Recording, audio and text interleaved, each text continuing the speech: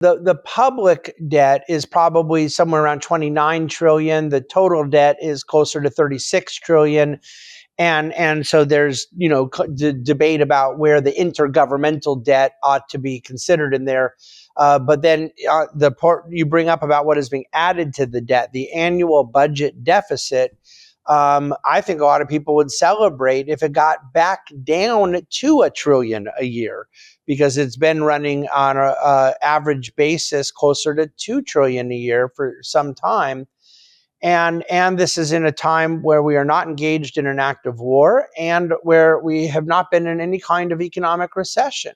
And so even those in the Keynesian school of thought that believe in running higher deficits in a period of economic contraction, which, by the way, is not my school of thought, but even if it were, that's not what we're doing.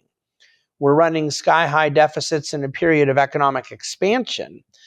And I just want to point out that many have chosen to use excessive government indebtedness in my country and in many others as a sort of futuristic, this thing could blow up type of apocalyptic concept.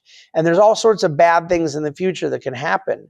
But I don't think it's necessary to dangle a sort of future potential severe event as our reason for being afraid. I think we can point to, in the here and now, the negative effect that excessive government debt has had on global economic growth. In any country that has allowed its debt to GDP to exceed 100%, it has put significant downward pressure on the growth capacity of that economy.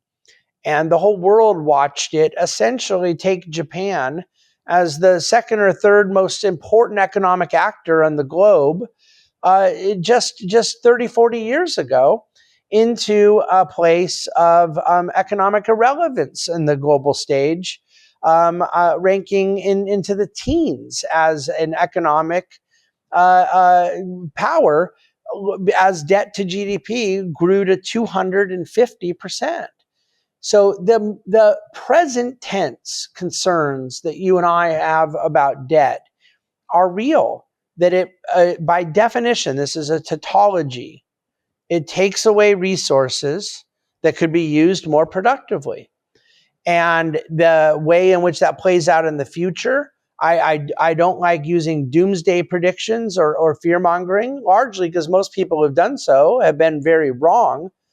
But I don't think I need to say that a country is going to fall into the ocean in 30 years because of its debt for me to say that right now we are dealing with less wages, less jobs, less economic opportunity than we otherwise would. So we have essentially we have pulled into the present a lot of future opportunity. And I think we have to take that very seriously.